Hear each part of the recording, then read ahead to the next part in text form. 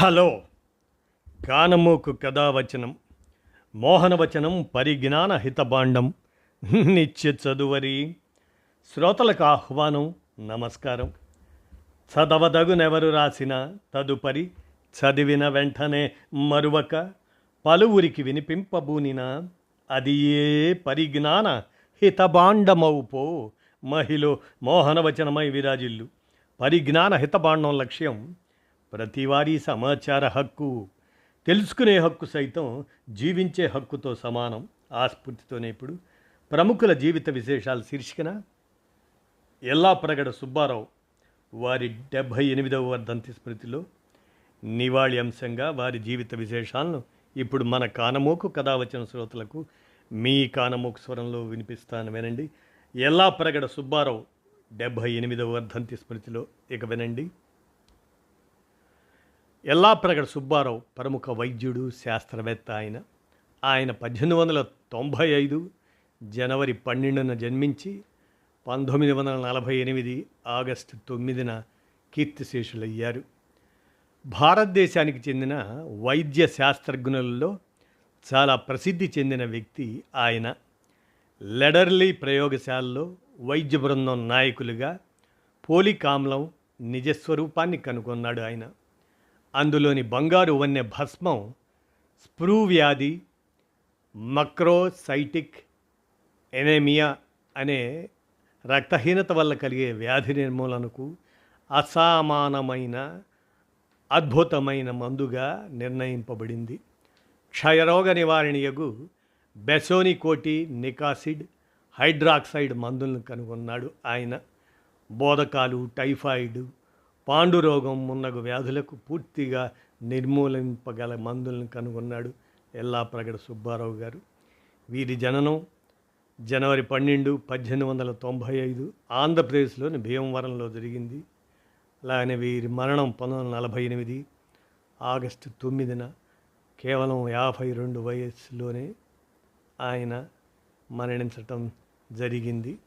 వీరికి మరి వైద్యశాస్త్రం వృత్తి సంస్థలుగా లెడర్లీ ప్రయోగశాల, మద్రాస్ మెడికల్ కళాశాల, హార్వర్డ్ విశ్వవిద్యాలయాలు చదువుకొని హెట్రాజన్ అనే డ్రగ్ ఆవిష్కర్త, అట్లానే టెట్రాసైక్లిన్ యాంటీబయోటిక్, యారియోమైసిన్ ఇవన్నీ కూడా ఆయన ప్రసిద్ధి చేసినటువంటి ఇవన్నమాట.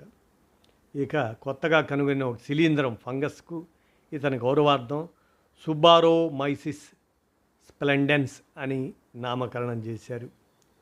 వీరి బాల్యం, విద్యాభ్యాసం గురించి పరిశీలిస్తే పశ్చిమ గోదావరి జిల్లా భీమవరం పట్టణంలో మనం ఇందాక చెప్పుకున్నట్లు 1895 జనవరి 12న జన్మించారు ఆయన. వారి తండ్రి పేరు జగన్నాథం. ఎలిమెంటరీ ఉన్నత పాఠశాల చదువులు పూర్తి చేసేటప్పటికి తండ్రి చిరు ఉద్యోగిగానే రిటైర్ అయ్యాడు. ఇక ఇతన్ని చదివించడానికి తండ్రి వెనకంజ వేయగా తల్లి పట్టుబట్టి రాజమండ్రికి పంపించి మెట్రికులేషన్ పరీక్ష చదివించింది. ఫెయిల్ అయ్యాడు మొదట్లో. ఇంతలో తండ్రి మరణించాడు. తల్లి పట్టుదలతో మద్రాసుకు పంపదలసగా చేత చిల్లి గవ్వలేదు. ఆమె పుస్తెలు అమ్మి కొడుకు చదువుకు ఇచ్చింది.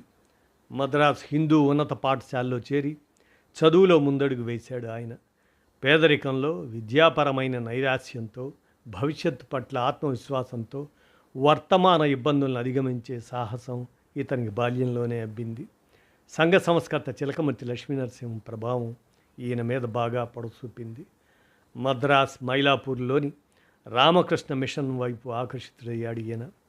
వైద్యం నేర్చి ఆ మిషన్లో చేరి సన్యాసిగా అందరికీ వైద్య సేవలు అందించాలని ఆలోచన చేశాడు. తన ఆలోచనను వివరింపగా ససేమిరా అంగీకరించలేదు. బంధువుల సహకారంతో మద్రాసు వైద్య కళాశాల ఇంటర్మీడియట్ డిస్టింక్షన్లో పాస్ అయ్యాడు. దేశ స్వాతంత్రోద్యమ స్ఫూర్తితో విదేశీ దుస్తులను బహిష్కరించి ఖద్దరు దుస్తులతో కాలేజీకి వెళ్ళిన ఇతను కాలేజీ అధికారుల ఆగ్రహానికి గురయ్యాడు. ఇంతలో మరో దుర్ఘటన జరిగింది. అత్యంత సన్నిహితుడైన ఆయన పెద్దన్నయ్య పురుషోత్తం భయంకరమైన స్ప్రూ వ్యాధితో మరణించాడు.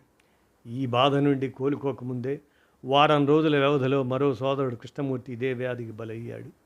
ఈ 2 మరణాలు ఇతన్ని తీవ్ర మనోవేదనకు గురి చేశాయి.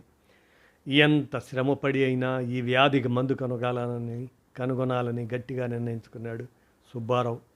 ఆర్థిక ఒత్తిడి ఎంతగా ఉన్నా, అన్ని అవరోధాలు ఎదురైనా చదువు కొనసాగించాలని నిర్ణయించుకున్నాడు. మద్రాస్ ఇండియన్ మెడికల్ కాలేజీలో ఎల్ఐఎం చేసి కార్పొరేషన్ ఆయుర్వేద హాస్పిటల్లో నెలకు 60 రూపాయల జీతం మీద పనిచేశాడు. విదేశాలకు వెళ్ళి పరిశోధనలు చేయాలని, వైద్యశాస్త్రాన్ని పరిశోధించి అనేక రహస్యాలను వెలికి తీయాలనే దృఢకాంక్షను రోజు రోజుకి బలపరుచుకున్నాడు ఆయన. ఈ సందర్భంలోనే అతని ఆలోచన శైలి ఇలా ఉంది: ఈ ప్రకృతిని శోధించి పరిశీలించే శక్తిని, తనను తాను ఉద్ధరించుకునే మేధస్సును మానవుడు అంతరాత్మ ద్వారా సాధించాడు. అయితే విజ్ఞాన శాస్త్ర పరిధిలో అది చాలా చిన్న అడుగు మాత్రమే. సంఘర్షణ, పరిశోధకత్వం మానసిక స్థాయిలోనే జరిగింది. ఈ అంశాన్ని నేను ద్రవ స్ఫటికాలను అధ్యయనం చేసినప్పుడు గ్రహించాను. ఇవి ఏకకణ జీవి, సూక్ష్మజీవి అయినటువంటి అమీబా భౌతిక ధర్మాలను కలిగి ఉంటాయి. ప్రాణశక్తి మాత్రం గ్రహాంతర రోదసి నుంచి లభించింది. ఈ జీవశక్తి ఏదో తెలియని కారణాల వల్ల విచిత్రంగా ద్రవ స్ఫటికాల తరహా పదార్థాల్లో ప్రవేశించి ఉంటుందని నా అభిప్రాయం. ప్రకృతి సృష్టి భ్రమణంలో మనకు తెలియకుండా అవగాహనకు అందని ఖాళీలను మనం పూరించవలసి ఉంది అని ఎల్లాప్రగడ సుబ్బారావు గారు చెప్పారు. సుబ్బారావు భావాల్లో నైశిత్యం ఉంది, లోతైన పరిశోధన పటిమ ఉంది. 1925 ప్రాంతంలో అతను అతిసార వ్యాధితో శుష్కించిపోయాడు. మద్రాసులోనే ఉన్న ఆనాటి ప్రసిద్ధ ఆయుర్వేద భిషగర్వులు ఆచంట లక్ష్మీపతి వైద్యం చేసి ప్రాణరక్షణ చేశాడు ఈయనకి. ఈ వ్యాధినే ఉష్ణమండల స్ప్రూ వ్యాధిగా నిర్ధారించారు. సుబ్బారావు గారి ఇరువురు సోదరులు ఈ వ్యాధితోనే మృతి చెందారు. ఆ రోజుల్లో దీనికి సరైన ఔషధం లేదు. 2 దశాబ్దాల అనంతరం దీనికి మందు ఫోలిక్ యాసిడ్ కనిపెట్టారు ఈయన పరిశోధనలు చూస్తే Harvard school of tropical medicine నుండి డిప్లొమా పొందిన తర్వాత హార్వర్డ్లో తనకు ఆచార్య పదవి తిరస్కరించడం, దానివలన ఇతను లెడర్లీ ప్రయోగశాలలో చేరాడు. ఇతను రూపొందించిన హెట్రాజన్ అనే మందు ప్రపంచ ఆరోగ్య సంస్థ ఫైలేరియాసిస్ బోధకాలు వ్యాధికి దాని నివారణకు ఉపయోగించబడింది. సుబ్బారావు పర్యవేక్షణలో బెంజమిన్ డుగ్గర్ 1945లో ప్రపంచంలోనే మొట్టమొదటి టెట్రాసైక్లిన్ యాంటీబయాటిక్ యారియోమైసిన్ను కనుగొన్నాడు. సుబ్బారావు సహచరుడు 1988లో గెట్రూడ్ ఎలియాన్తో కలిసి వైద్యశాస్త్ర నోబెల్ బహుమతి పంచుకున్న జార్జ్ హిచ్చింగ్స్ మాటల్లో ఫిస్క్ అసూయత సుబ్బారావు పరిశోధనలు వెలుగు చూడలేకపోవటం వలన సుబ్బారావు కనుగొన్న కొన్ని న్యూక్లియోడైట్లను అనేక సంవత్సరాల తర్వాత ఇతర పరిశోధకులకి తిరిగి కనుగొనవలసి వచ్చిందని చెప్తాడు ఆయన.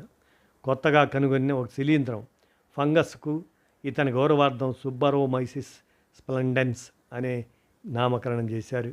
1947లో అమెరికా పౌరసత్వానికి అర్హత పొందిన సుబ్బారావు తన జీవితాంతం భారతీయ పౌరునిగానే మిగిలిపోయాడు. తన జీవితకాలం మొత్తం వైద్యశాస్త్ర పరిశోధనకు అంకితం చేశాడు. మరి వీరి మరణం గురించి మనం తెలుసుకునే క్రమంలో ఎల్లాప్రగడ కరోనరీ థ్రాంబోసిస్ వ్యాధితో 1948 ఆగస్టు 9న అంటే 78 సంవత్సరాల క్రితం అమెరికాలో కన్నుమూశారు ఈయన. లెడర్లీ వైద్య పరిశోధనా కేంద్రం ముఖద్వారం దాటిన తర్వాత పెద్ద కాంస్య ఫలకంపై ఉన్న ఎల్లాప్రగడ సుబ్బారావు ఆయన విగ్రహం కింద ఎల్లాప్రగడ సుబ్బారావు 1886 1948 అని రాసి ఉంటుంది. పరిశోధకులు, విద్యావేత్త, తత్వవేత్త, దయామయుడు, లెడర్లీ పరిశోధనా సంస్థ డైరెక్టర్ అన్న వాక్యాలు అతని జ్ఞాపకార్థం ఉంచింది. అంతేకాకుండా ఈ ప్రముఖ భారతీయ వైద్యుని పట్ల గౌరవ సూచకంగా లెడర్లీ సంస్థ వారు బొంబాయిలోని బల్సార్లో నిర్మించిన తమ ప్రయోగశాలకు ఎల్లాప్రగడ సుబ్బారావు సంస్థ అని నామకరణం చేశారు. ఇలా ఆయన 78వ వర్ధంతి స్మృతిలో ఆయనకి మన కానమోకు కథ వచ్చిన శ్రోతల తరఫున నివాళులర్పిస్తూ ప్రముఖుల జీవిత విశేషాలు శీర్షికన ఎల్లాప్రగడ సుబ్బారావు 78వ వర్ధంతి స్మృతికి నివాళి అర్పిస్తూ ఈ అంశాన్ని వినిపించాను. విన్నారుగా, ధన్యవాదాలు.